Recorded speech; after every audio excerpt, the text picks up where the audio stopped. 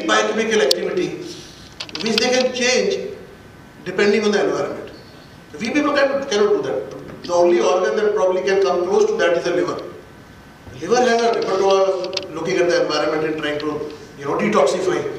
These guys there is nothing like a small microbe is like it's extremely well evolved living being.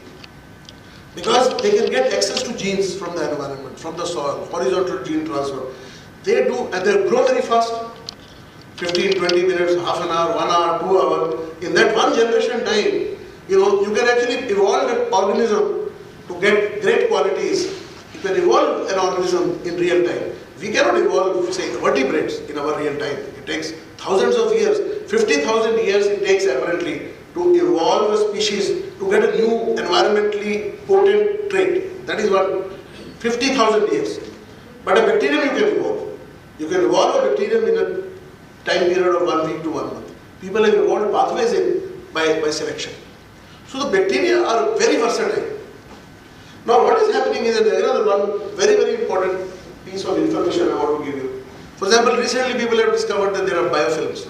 Now their biofilms are niches or small little shelters which bacteria and bunches of consortia of bacteria, they build for themselves. They are like shelters.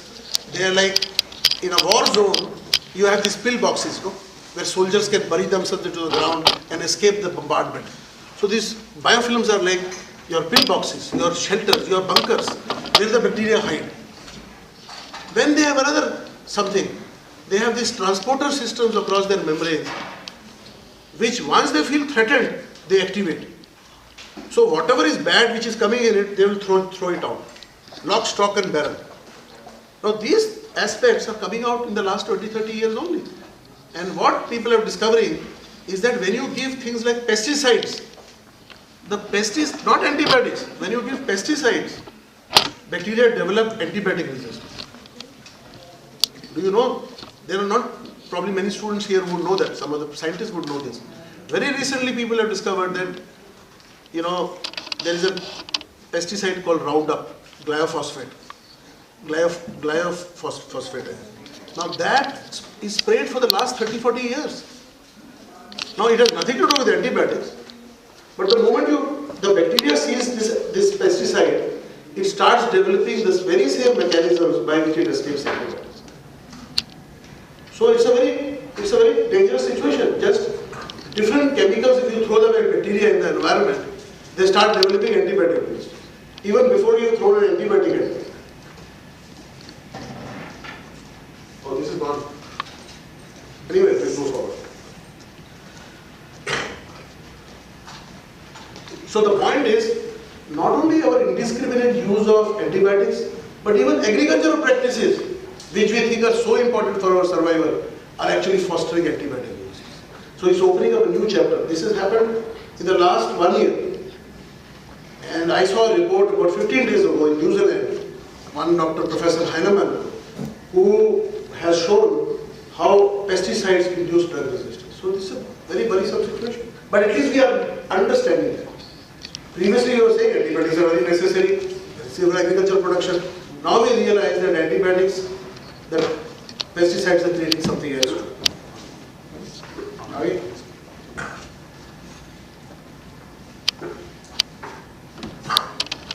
This is about the report.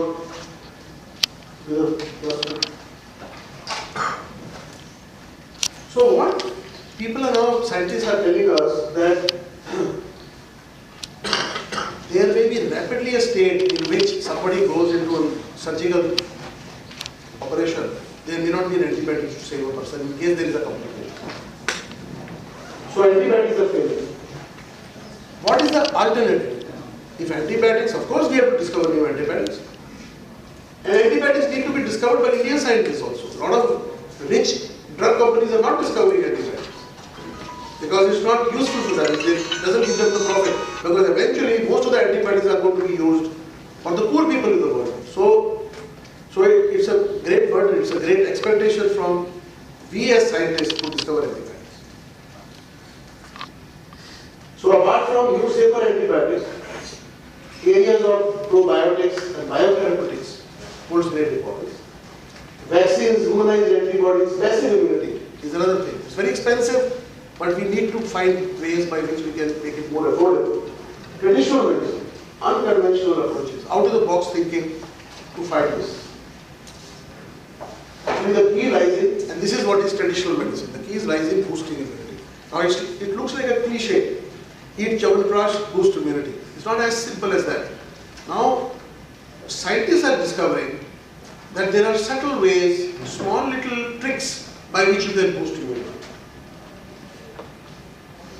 Of course, the correlation between the right diet and immunity and well-being is well known. It is part of our folklore. People are now systematically looking at the effect of diet, special type of foods, etc. on our intrinsic population, which confers a lot of immunity to us. It's estimated that 3/4 of the immunity of a person is centered around the gut, because that is where the pathway which is exposed to the external environment. Of course, the respiratory tract is also there, but gut is one of the main pathways by which the foreign invaders, the bad bugs, can access our body. So what is now people are discovering is that what traditional medicine was saying. I'll give you an example. I made some personal study on it. People have discovered that almost 70 to 80% of the population, and Dr. Girish, I was talking to you the other day, is based on absolute science. It's not just rumor or anything.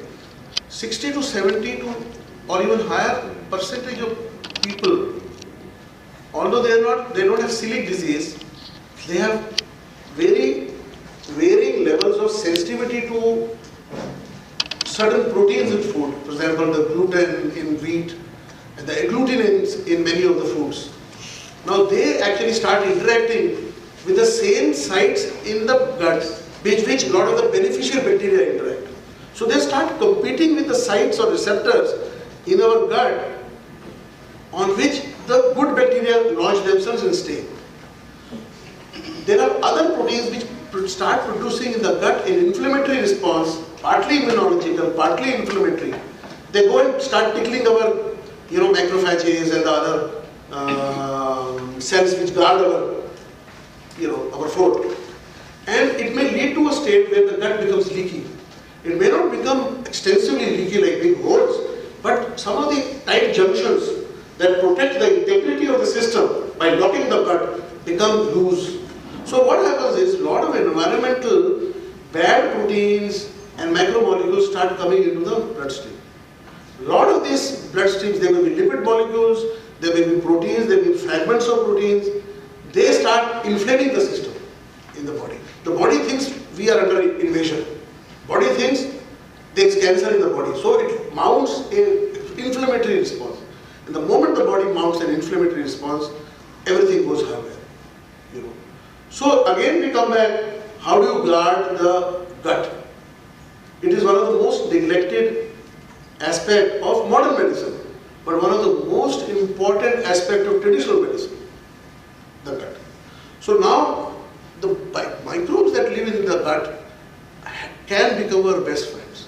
So people are discovering again, for example, that certain starches, for instance, like tapioca starch, is very protective. People are discovering that small amount of short fatty acids like acetate, butyrate, they are very protective.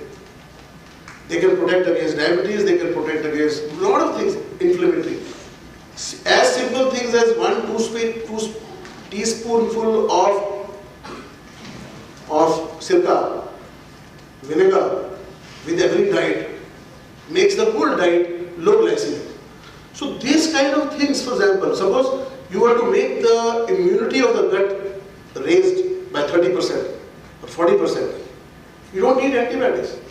But once there is infection, of course you need antibiotics. Once you have a situation where then you are very discriminating. You use antibiotics only when there is war. You don't start using antibiotics at the sign of a first quarrel. Some disturbance, some diarrhea, start giving antibiotics. You don't have to do that. As long as you understand that there are small little gentle ways, insights gleaned from traditional medicine, but explained and investigated using modern science, and becomes a part of the regimen by which a holistic medicine is evolved. Now this is, I believe personally, and there are a lot of people who believe that, this is one approach to counter what is happening at this bombardment model. Use antibiotics, napalm bombs to bombard the enemy. But that's not going to happen. Some of these rats are going to survive and come back to us. These bugs will come back.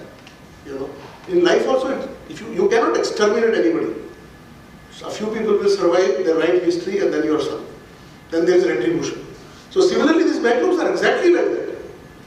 You have to either make friends with them, or you have to sit across the table and make some kind of a bargain with them. And that's what traditional medicine has a potential to provide if you are smart enough to understand what is happening.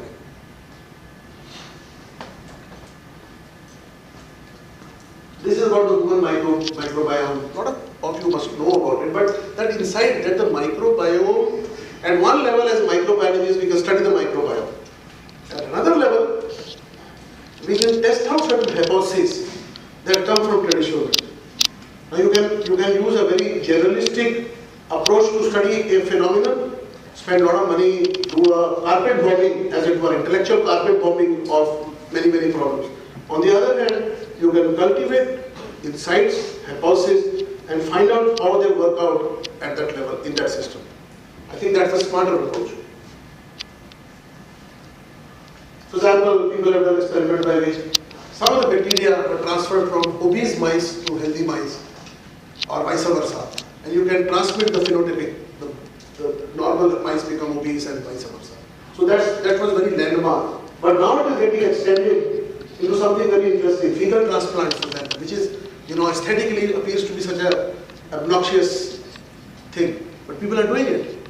See, fecal transplants are now standard. They have been approved in Canada and many other countries as standard therapy. As long as you know how to do it, what you are transmitting, etc. Very serious chronic diseases of the gut have been solved through fecal transplants. Horrible idea for us, especially Indians are, but it's actually producing some very interesting results. People have also seen, this is another example I picked up, methicillin resistant staphylococcus, means multiple drug resistant, very strongly drug resistant. People were able to kill simply by a mixture of garlic and some combination of, this was reported by BBC. Garlic, some onion leeks, little bit of wine, probably had acetic acid, and cow bile. Now cow bile has been traditionally used by Chinese medicine. Because, I don't know why, but Chinese medicine, one of the main things is bile. They call it beer bile, but cow bile. So, there are avenues. The point is, there are certain things, if they are done scientifically, they can give us answers. We have to be open. For example, there is another one inside. In many of the viral infections, for instance, many of inflammatory associated syndromes, just by giving certain proteases, you can get a lot of therapeutic help. There is one protease called bromelain from pineapple, which actually goes very smoothly through the gut into the bloodstream. It doesn't do any damage, but it has been shown to have very strong influence on viruses, their replication, also generally anti-inflammatory. So people with joint problems, rheumatism, they greatly benefit from bromelain. Because whenever there is inflammation, especially at the joint, there is fibrin deposition. And this enzyme and another enzyme called serratiopeptidase, it actually dissolves the fibrin. So on a regular basis, there are people, and there is a lot of literature on it, who keep taking bromelain or serratiopeptidase on an empty stomach, and it does them a lot of benefit. There is similarly another enzyme called nattokinase, which is a bacillus secretes that enzyme protease, and Japanese eat it. I don't know how many people are familiar about it, but there is a thing called natto. There is a food, fermented soya product in Japan called natto. Now, scientifically, there is a bacillus, there is a microorganism that grows in it, degrades the soya protein and produces a stench. So the Japanese don't mind that stench, they like it. In fact, they like that stenchy fish also, seafood. But it is possible to extract that enzyme and take it in pill form, and it has a lot of same effect. And the Japanese have the highest lifespan. And natto is believed to be one very important. Of course, the other thing is the omega-3 fatty acids, etc. But natto is supposed to be extremely, people routinely take natto there, and it's basically a protease. So there are very interesting things that are coming up. I think as scientists we need to investigate, look at them and find out what is the, and there is a great possibility of tapping our own Ayurveda and looking at explanations for their effects, validating them, then looking at explanations and making them modern. You know, whether they are through microbes or through macromolecules like enzymes or peptides or whatever. So a lot of potential exists in overcoming this scourge of bad bugs through traditional medicine, provided it is backed by modern science. This is another thing that non-conventional people have been talking about. For almost 50-60 years, phage therapy has been allowed and used very effectively in Russia. But other countries have not actually used it, Western countries. Again, because of over-dependence on antibiotics. Antibiotics mean drug companies, big profits. Phage therapy is very cheap.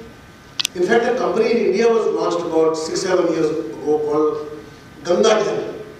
They isolated a lot of phages from the Ganges. Ganges is apparently a great source of bacteriophages. Bacteriophages are basically viruses that infect bacteria. So they will affect, they are very specific. One phage will go to a certain type of bacteria. It has receptors for it. It's like a guided missile. It goes to the bacterium, injects its DNA into it, and starts replicating and kills the bacteria. So people have actually solved, there are documented clinical trials, not in the West, but in Russia, especially in East Bloc countries, where they have saved people who otherwise would have died, septicemia patients with phages. But the problem is that, again, antibiotic resistance comes against the phages. Suppose you are treating somebody with a chronic problem, there will be some drug will be generated which will be antibiotic resistant. One company, now this is traditional knowledge, this is modern traditional knowledge.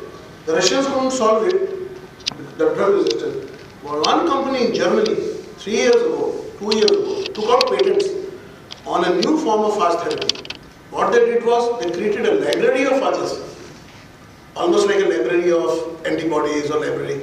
Their cell-binding spike proteins were hypermutated. And they created a library of phages. So instead of a specific, suppose somebody gets a chronic, let's say typhoid Mary situation, somebody gets a salmonella infection, doesn't go away. So you give a phage. After some time, the bacteria itself will become mutant for the phage. So if you give a library, there will be a phage mutant that will attack the newly emerging mutants. So they took out world patents on it. And they have actually, this is revolutionary. Anybody could have done that. We could have done it. So that is the thing. So it's not just repackaging, it's a re-exploration of traditional things. Re-exploration, instead of just saying, I can also do something, I can also publish a paper which will support some professor Henriksen in America, some professor Stafford in Prana, and I also get a list of publications. Let us do something, youngsters, let us do something in our careers which will be original and not bothered about impact factor. Get something which really works, get something patent which is useful, and produce things which are good for society.